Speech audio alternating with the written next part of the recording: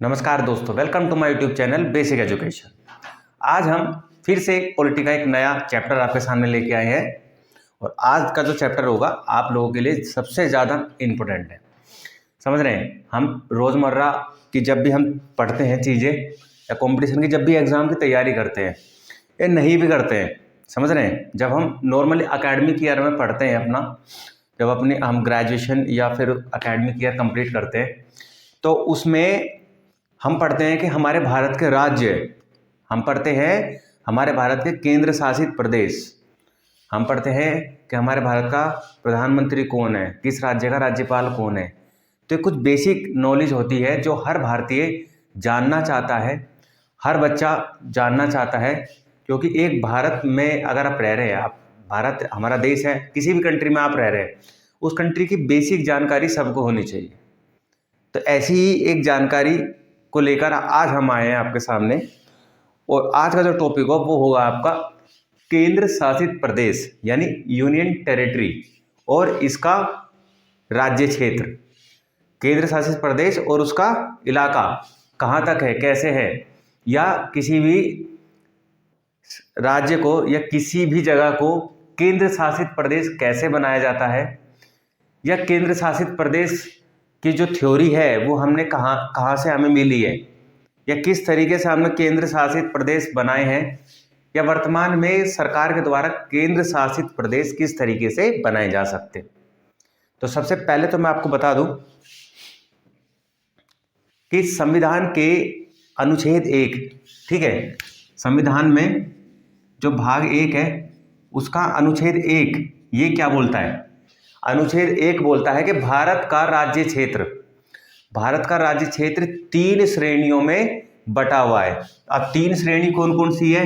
Number 1 राज्य, number 2 UTs यानी केंद्र शासित प्रदेश, और नंबर 3 विजित क्षेत्र। विजित यानी भारत किसी अन्य देश पर अटैक करे, आक्रमण करे और उस देश को जीत ले, तो उसके जीते गए प्रदेश जो है विजित या विनर एरिया में आते हैं। समझ रहे हैं। मैं आपको बता दूं वर्तमान में भारत के पास में ऐसी कोई भी टेरिटरी नहीं है, कोई भी हिस्सा नहीं है जो हमने किसी अन्य देश से लड़कर प्राप्त किया हो। समझ रहे हैं। केंद्र और राज्य संघ बनाने में सहभागी हैं। उसके बाद जो केंद्र सरकार के सीधे नियंत्रण में होते हैं, देखिए एक तो होता है राज्य जो होते हैं केंद्र सरकार के सीधे नियंत्रण में नहीं होते हैं। एक होते हैं केंद्र शासित प्रदेश यानी यूटी, वो सीधे केंद्र सरकार के नियंत्रण में होते हैं। आप समझ रहे हैं। यानी केंद्र सरकार जब चाहे जैसे चाहे कानून बना सकती है, उसको अपने तरीके से बदल सकती है, ठीक है। तो केंद्र सरकार यानी राष्ट्रपति केंद्र सरकार के माध्यम से उन क्षेत्रों पर क्या करते हैं, अपनी पकड़ को मजबूत करते हैं, अपनी पकड़ बनाते हैं।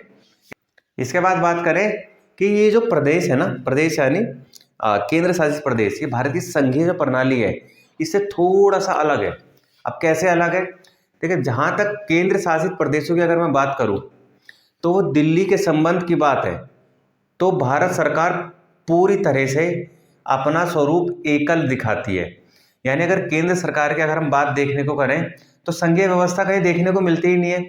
यानी वहां पर जब केंद्र शासित प्रदेशों में बात आती है तो सीधा कंट्रोल किसका होता है?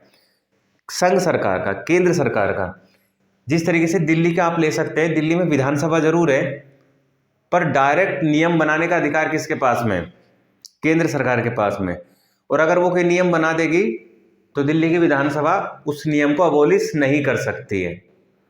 तो ये तो है एक जानकारी जो ऊपर से केंद्र शासित प्रदेश या भारत की संघीय व्यवस्था से संबंधित है। बात करें केंद्र शासित प्रदेशों का गठन यानी उनका बनाया जाना, यूटीज का गठन, तो ये कैसे हो सकता है? केंद्र शासित प्रदेशों का गठन, देखिए लिख लीजिए, जो मैं बोल रहा हूं उसको लिखिए। समझ रहे हैं। मैं कुछ चीज़ें ऐसी होती हैं कि सिर्फ बोली ही जा सकती हैं, यहाँ लिखूंगा तो बहुत ज़्यादा टाइम चला जाएगा, इसलिए आप लिखिए आराम से। मेरा बोलने का काम है, मैं बोल रहा हूँ। तो आप लिखिए केंद्र शासित प्रदेशों का जो गठन है, तो केंद्र शासित प्रदेश का गठन की कंसेप्ट कहाँ से लिया, कैसे लिया, इसकी हिस्ट्री पे अगर हम जाएं तो अगर ब्रिटिश शासनकाल की बात करें तो ब्रिटिश शासनकाल में 1874 ब्रिटिश शासनकाल में 1874 में कुछ अनुसूचित क्षेत्रों का गठन किया गया। कब किया गया? 1874 में कुछ अनुसूचित क्षेत्रों का गठन किया गया। इसके बाद में इन्हीं अनुसूचित क्षेत्रों को क्या बना दिया गया? Chief commissioner area. आपने पढ़ा चीफ कमिश्नर का जो एरिया था वही वर्तमान में उन्हीं इलाकों को उठाकर क्या बना दिया गया? केंद्र शासित प्रदेश बना दिया गया। इसके बाद बात करें कि जब भारत आज़ाद हुआ तो भारत के आज़ाद होने के बाद में इन प्रदेशों को, जो कुछ प्रदेश थे, उनको श्रेणी डी, ठीक है, किस किस श्रेणी में बांटा गया? एक तो डी में और एक ई में। आज़ादी के बाद इन प्रदेशों को दो श्रेणियों में बांटा गया, श्रेणी डी और श्रेणी ई। अब श्रेणी डी और श्रेणी ई में कौन कौन से थे वो मैं आपको बता दूं। श्रेणी डी और जो श्रेणी ई थे इसमें कुछ राज्य भी, कुछ आज के वर्तमान राज्य थे जो पहले कभी केंद्र शासित प्रदेश हुआ करते थे। समझ रहे? 7वां संविधान संशोधन, 7th अमेंडमेंट 1956 में जो हुआ था, 7वां संविधान संशोधन अधिनियम 1956, ये क्या था? ये एक तरीके से समझ लीजिए 1956 में बहुत सारी घटनाएं घटी थी। एक तो 7वां संविधान संशोधन अधिनियम किया गया और दूसरा इसके साथ में एक आयोग का भी निर्माण किया गया। उस आयोग का नाम था राज्य पुनर्गठन आयोग। राज्य पुनर्गठन आयोग क्या था ये? राज्य पुनर्गठन आयोग। आखिर किस तरीके की कहानी चल रही थी? तो देखिए, राज्य पुनर्गठन आयोग का गठन करना या उसको बनाना एकमात्र लक्ष्य भारत सरकार का यही था कि जो भाषी क्षेत्र है, भाषा, जो अलग अलग भाषा के क्षेत्र हैं उनका अलग अलग राज्य के रूप में निर्माण करा जाए। और ऐसे ही निर्माण में सबसे पहला राज्य जो भाषा के आधार पर भारत में बना, उस राज्य का नाम था आंध्र प्रदेश। समझ रहे हैं? आपके सामने अगर क्वेश्चन आ जाए कि भाषा के आधार पर निर्मित होने वाला पहला राज्य कौन सा है, तो आप नाम क्या लिखेंगे? आंध्र प्रदेश। आंध्र प्रदेश आप नाम लिखिएगा, ठीक है। आपका एक नंबर पक्का हो गया है। इसके कुछ राज्यों को जो 1956 से पहले, 1956 तक या 1900 पहले तक जो केंद्र शासित प्रदेशों में जो डायरेक्ट भारत सरकार के नियंत्रण में आते थे, उन राज्यों को धीरे धीरे क्या बना दिया गया? पूर्ण राज्य का दर्जा उनको दे दिया गया। तो पूर्ण राज्य का दर्जा किस किस प्रकार से दिया गया? तो पूर्ण राज्य का दर्जा जो मिला है, इनको लेके क्वेश्चन एग्जाम में पूछा जाता है कि निम्न में से कौन से राज्य हैं जो पहले यूटी हुआ करते थे? यूटी यानी केंद्र शासित प्रदेश हुआ करते थे। तो हिमाचल प्रदेश, मणिपुर, त्रिपुरा, मिजोरम, अरुणाचल प्रदेश, गोवा, ये सभी के सभी 6 के 6 राज्य जो आज की डेट में वर्तमान में राज्य हैं, ये उस समय क्या हुआ करते थे? केंद्र शासित प्रदेश हुआ करते थे। तो वर्तमान में भारत में जो राज्य हैं वो हैं 28। 28 तो क्या है हमारे? 28 है हमारे स्टेट। अगर 28 स्टेट है तो यूटीज कितनी है वर्तमान में? तो हमारी यूटीज हैं 8। याद रखिएगा, यूटीज यानी यूनियन टेरिटरी। वर्तमान में यूनियन टेरिटरी की संख्या कितनी है? 8 है, 8। तो कौन सी यूनियन टेरिटरी कब बनाई गई वो हम यहाँ पर जानते हैं। आइए अब देखते हैं कौन कौन सी क्षेत्र जो है, जो यूनियन टेरिटरी बनी, जो वर्तमान में यूनियन टेरिटरी है यानी केंद्र शासित प्रदेश है, कब कब इनका निर्माण करा गया। तो सबसे पहले बात करें अंडमान निकोबार और दिल्ली। अंडमान निकोबार और दिल्ली की जो यूनियन टेरिटरीज को बनाया गया है, ये बनाया गया है 1956 में। 1956 में इनको केंद्र शासित प्रदेश बनाया गया। इसके बाद में दादर नगर हवेली 1961 में, दादर नगर हवेली को 1961 में केंद्र शासित प्रदेश में शामिल कर लिया गया। इसके साथ में पहले गोवा भी हुआ करता था, परंतु गोवा को 1961 में पूरे राज्य के लिए पूर्ण राज्य का दर्जा दे दिया गया। इसके बाद में दमन दीव, तो दमन दीव 1962 में, दमन द्वीप को 1962 में केंद्र शासित प्रदेश बनाया गया। उसके बाद बात करें पुदुचेरी और चंडीगढ़, तो इसको 1966 में 1966 में पुदुचेरी और चंडीगढ़ को केंद्र शासित प्रदेश का दर्जा दिया गया। इसके बाद बात करें जम्मू कश्मीर और लद्दाख को, जम्मू कश्मीर और लद्दाख को 2019 में, जम्मू कश्मीर और लद्दाख दोनों को 2019 में क्या किसका दर्जा दिया गया? केंद्र शासित प्रदेश। जम्मू कश्मीर और लद्दाख 2019 से पहले राज्य हुआ करते थे, इसके खुद की अपनी विधानसभा, खुद का मुख्यमंत्री, खुद का राज्यपाल हुआ करता था।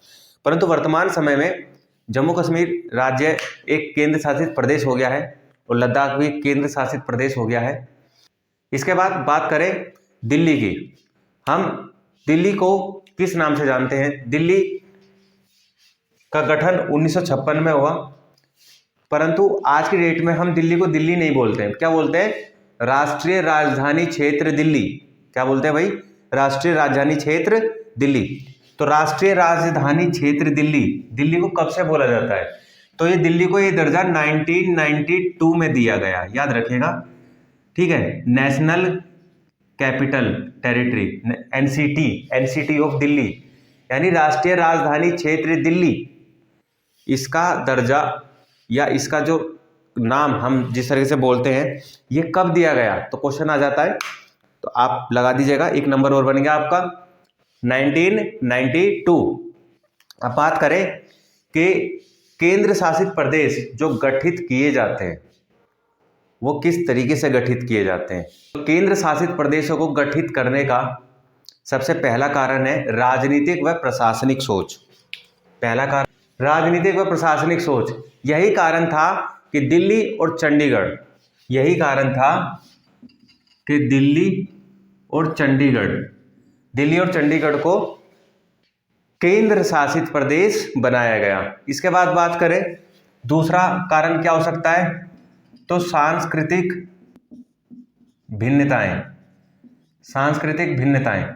यानी दूसरी सोच हमारी नहीं, भारत सरकार की क्या हो सकती है? किसी भी क्षेत्र को केंद्र शासित प्रदेश बनाना, सांस्कृतिक भिन्नताएं। इसी सांस्कृतिक भिन्नता के कारण पुदुचेरी और अंडमान निकोबार को केंद्र शासित प्रदेश का दर्जा दिया गया। इसके बाद में अगली सोच यानी तीसरे नंबर की सोच और क्या हो सकती है?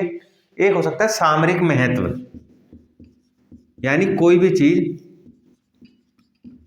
समाज में या इतिहास के पन्नों में अपना एक अलग से महत्व रखती हो, या जिसका एनवायरनमेंट को लेकर अलग से इंपॉर्टेंस हो, जैसे अंडमान निकोबार और लक्षद्वीप।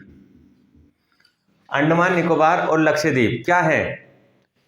लक्षद्वीप एक कोरल द्वीप है, अंडमान निकोबार छोटे छोटे द्वीप समूहों का मिलाकर एक बड़ा द्वीप बनाया गया है। ये हमारे एनवायरनमेंट के हिसाब से सबसे ज़्यादा इंपॉर्टेंस रखते हैं। बात करें चौथा पॉइंट क्या हो सकता है? तो चौथा पॉइंट होता है आंतरिक सुरक्षा व वातावरण। आंतरिक सुरक्षा व वातावरण अगर भारत सरकार को ऐसा लगता है कि आंतरिक सुरक्षा या कुछ वहाँ का जो वातावरण है वहाँ का किसी तरीके से खराब हो रहा है, समझ रहे हैं, देश विरोधी नारे लगाए जाते हैं, आए दिन दंगे हो जाते हैं, झगड़े होते हैं, तो इस तरीके की स्थिति से जैसे भारत की एकता और अखंडता को चुनौती मिल रही हो, तो भारत सरकार यानी राष्ट्रपति क्या काम कर सकते हैं? उस क्षेत्र को, उस एरिया को केंद्र शासित प्रदेश बना सकते हैं। और यही कारण था कि 2019 में जम्मू कश्मीर को केंद्र शासित प्रदेश का दर्जा दे दिया गया।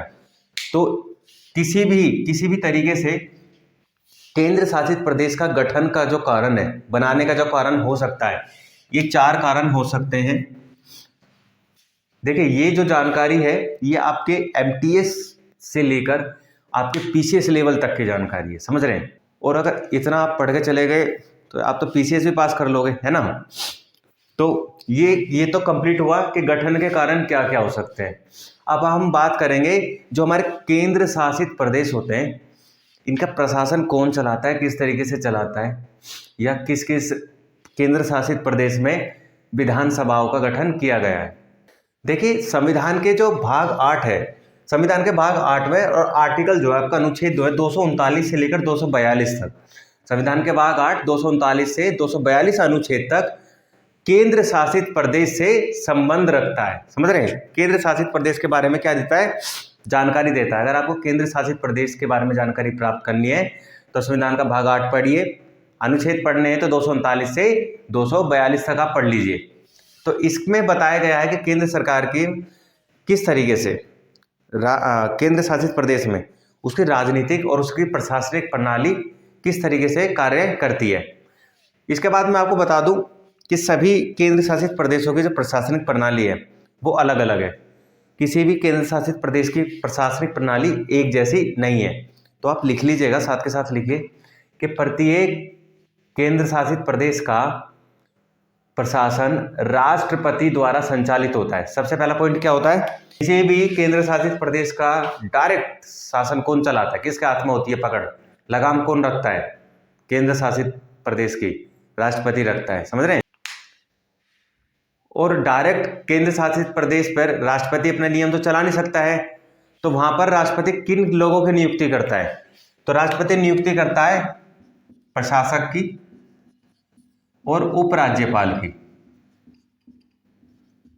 प्रशासक की नियुक्ति करता है और उपराज्यपाल की नियुक्ति करता है। दिल्ली में उपराज्यपाल है, ना कि प्रशासक। दिल्ली में कौन है? उपराज्यपाल की भूमिका हमें देखने को मिलती है, प्रशासक की भूमिका देखने को नहीं मिलती है। इसके बाद बात करें, जो प्रशासक होता है या उपराज्यपाल होता है, ये क्या होता है? ये केंद्र सरकार का एजेंट होता है। एक एक बात लिख लीजिएगा, प्रशासक या उपराज्यपाल केंद्र सरकार का एजेंट होता है। इसके बाद बात करें कि वर्तमान में किन किन केंद्र शासित प्रदेशों में उपराज्यपाल है। किन किन केंद्र शासित प्रदेशों में उपराज्यपाल है? सबसे पहले आपका दिल्ली हो गया, दूसरा आपका जम्मू कश्मीर हो गया। समझ रहे हैं? पहला आपका दिल्ली हो ही गया है, दूसरा जम्मू कश्मीर हो गया है, अंडमान निकोबार, पुदुचेरी। समझ रहे हैं? अंडमान निकोबार, पुदुचेरी और आपका लद्दाख इन केंद्र शासित प्रदेशों में आपको वर्तमान में उपराज्यपाल का पद देखने को मिल सकता है। इसके अलावा चंडीगढ़ हो गया आपका, लक्षद्वीप हो गया आपका। ठीक है, तो यहाँ पर आपको क्या देखने को मिलने वाला है? प्रशासक की भूमिका। यहाँ पर आपको प्रशासक की भूमिका देखने को मिल जाएगी। केंद्र सरकार के पास में ये अधिकार है कि किन्हीं दो केंद्र शासित प्रदेशों को मिलाकर एक केंद्र शासित प्रदेश बना सकती है। और यही कारण है क्योंकि दो केंद्र शासित प्रदेशों को मिलाकर एक केंद्र शासित प्रदेश यानी यूटी यानी यूनियन टेरिटरी बना दिया गया है। बात करें कि किन किन केंद्र शासित प्रदेशों में विधानसभा का गठन किया गया है, तो विधानसभा का गठन जो किया गया है आपका दिल्ली और पुदुचेरी। समझ रहे हैं आप? दिल्ली और पुदुचेरी के अंदर विधानसभाओं का गठन किया गया है। कब? दिल्ली और पुदुचेरी, यानी पुदुचेरी में 1963 में विधानसभा का गठन किया गया और दिल्ली में 1992 में। दिल्ली में 1992 में विधानसभा का गठन किया गया, यानी 1992 से दिल्ली में मुख्यमंत्री चुना जा रहा है। उससे पहले मुख्यमंत्री नहीं चुना जाता था। अब इसके बाद बात करें कि केंद्र शासित प्रदेश किन किन मामलों पर कानून बना सकता है। केंद्र शासित प्रदेश यानी जहां पर विधानसभा है, और किन किन मामलों में नहीं बना सकता है। तो किन किन मामलों में नहीं बना सकता है वो हम देख लेते हैं पहले। तो सबसे पहला मामला होगा पुलिस बिल्कुल भी जो केंद्र शासित प्रदेश की तो विधानसभा है उसके अंडर में बिल्कुल भी नहीं होती है। दूसरा भूमि के मामले में उस यूटी का विधानसभा का कोई अधिकार क्षेत्र नहीं होता है। और तीसरा होता है लोक व्यवस्था। तो ये तीनों के तीनों पॉइंट्स देखने को मिल रहे हैं, पुलिस, भूमि, लोक व्यवस्था, तीनों पर जो कानून बनाने का अधिकार है वो किसका है? केंद्र सरकार का है, संघ सरकार का है, राष्ट्रपति का है। इसके बाद अगर हम केंद्र सरकार की एक अन्य पावर के बारे में बात करें, यानी केंद्र सरकार के पास में एक स्पेशल पावर है कि केंद्र सरकार जो भी कोई केंद्र शासित प्रदेश है, यानी ए कोई केंद्र शासित प्रदेश है और ये बिल्कुल बी के नजदीक है। और बी क्या है? बी एक पूर्णतः राज्य है, पूरा राज्य है। तो यहाँ के राज्यपाल को केंद्र सरकार इस केंद्र शासित प्रदेश का शासन सौंप सकती है। तो यानी कोई राज्य का राज्यपाल किसी अन्य केंद्र शासित प्रदेश का उपराज्यपाल की भूमिका निभा सकता है, यानी एक साथ दोनों राज्य और केंद्र शासित प्रदेश दोनों पर शासन चला सकता है, समझ रहे हैं। और केंद्र शासित प्रदेश पर शासन चलाने के लिए इस राज्यपाल को यहाँ के मुख्यमंत्री यानी मंत्रिमंडल की सिफारिश पर कार्य नहीं करना हुआ, यानी यहाँ का शासन चलाने के लिए यहाँ का राज्यपाल स्वतंत्र है, फ्री है, अपनी मर्जी से शासन चलाएगा। मुख्यमंत्री का इसमें या मंत्रिमंडल का इसमें कोई भी रोल नहीं होगा, समझ रहे हैं। इसके बाद बात करें दिल्ली की। देखिए, हम केंद्र शासित प्रदेश पढ़ते हैं तो हम दिल्ली को जानना जरूरी है। तो दिल्ली को आपको पता है 1992 में दिल्ली को राष्ट्रीय राजधानी क्षेत्र का दर्जा दिया गया। तो बात करें कि किस अमेंडमेंट के द्वारा दिल्ली को ये दर्जा दिया गया, कब बना दिया गया, दिल्ली में विधानसभा कब गठित की गई, किसके तहत गठित की गई, तो 1992 में, पर किस अधिनियम के तहत गठित की गई, तो 69 अमेंडमेंट 1991, याद रखिएगा ये पॉइंट। 69वां संविधान संशोधन अधिनियम 1991 के द्वारा दिल्ली को विशेष राज्य का दर्जा यानी राष्ट्रीय राजधानी क्षेत्र का दर्जा दिया गया। इसके बाद दिल्ली में एक विधानसभा का गठन किया गया। तो वर्तमान में अगर मैं बात करूं तो दिल्ली की विधानसभा में 70 सीट है, समझ रहे हैं, कितनी सीट है, 70 सीट है। और केंद्र शासित प्रदेश में एक अमेंडमेंट किया गया है कि अगर केंद्र शासित प्रदेश के अंदर विधानसभा है तो उसके कितने सदस्य हैं, केंद्र शासित प्रदेश की जो विधानसभा है उसके कितने सदस्य मंत्री बन सकते हैं, तो 10% सदस्य, 10% सदस्य ही क्या बन सकते हैं, मंत्री बन सकते हैं। और किसको मिलाकर, यानी एक चीफ मिनिस्टर मुख्यमंत्री होंगे प्लस 6 अन्य लोग, यानी 7 लोग मिलकर क्या बनाएंगे, मंत्रिमंडल बनाएंगे। ये होगा मंत्रिमंडल। यानी दिल्ली में अगर आपसे पूछ लिया जाए वर्तमान में दिल्ली के अंदर कितने मंत्रिमंडल के अंदर कितने सदस्य हैं, तो कितने सदस्य हैं, 7, मुख्यमंत्री को मिलाकर 7 सदस्य दिल्ली विधानसभा की मंत्रिमंडल में शामिल है। जो उपराज्यपाल होता है उसके वही अधिकार होते हैं जो एक राज्यपाल के होते हैं, समझ रहे हैं। यानी एक तरीके से राज्यपाल भी केंद्र सरकार का एजेंट है और उपराज्यपाल भी केंद्र सरकार का ही एजेंट है। तो ये भूमिका कुछ अलग देखने को नहीं मिलती है। जो केंद्र सरकार है खुद का, केंद्र शासित प्रदेश के लिए खुद का एक हाई कोर्ट की व्यवस्था कर सकती है संसद, समझ रहे हैं। संसद की पावर क्या है, या तो किसी भी केंद्र शासित प्रदेश के लिए उसके हाई कोर्ट की व्यवस्था कर दे या किसी हाई कोर्ट के न्यायिक दायरे में उसको शामिल कर दे। तो अगर बात आ जाए कि किस केंद्र शासित प्रदेश में हाई कोर्ट की व्यवस्था की गई है, तो भारत में सिर्फ एकमात्र केंद्र शासित प्रदेश है दिल्ली। क्या है, दिल्ली, जहां पर हाई कोर्ट हमें देखने को मिलता है। भारत के अंदर केंद्र शासित प्रदेश दिल्ली में हाई कोर्ट देखने को मिलता है। इसके अलावा जो अन्य जितने भी हमारे केंद्र शासित प्रदेश हैं वहाँ पर जो उसके आसपास का राज्य है उनके उच्च न्यायालय का न्यायिक क्षेत्र वहाँ तक जाता है। जैसे मैं बात करूँ दादर नगर हवेली और दमन दीव, तो ये भारत है हमारा, ठीक है। और यहाँ पर है आपका, यहाँ दादर नगर हवेली और दमन दीव है। और ये क्या है, ये महाराष्ट्र है। तो महाराष्ट्र यानी मुंबई हाई कोर्ट का दायरा कहाँ तक जाता है, मुंबई हाई कोर्ट का दायरा जाता है आपका दमन दीव और दादर नगर हवेली का। बात करें यहाँ पर लक्षद्वीप है, तो यहाँ पर है केरल, यानी केरल हाई कोर्ट का दायरा यहाँ तक आता है। बात करें अंडमान निकोबार, तो अंडमान निकोबार यानी कलकत्ता हाई कोर्ट का दायरा कहाँ तक जाता है, अंडमान निकोबार तक जाता है, समझ रहे हैं। यानी ये कुछ केंद्र शासित प्रदेश है जो राज्य के उच्च न्यायालय का न्यायिक क्षेत्र की सीमा में आते हैं। तो ये तो था हमारा केंद्र शासित प्रदेश और उनसे संबंधित बातें।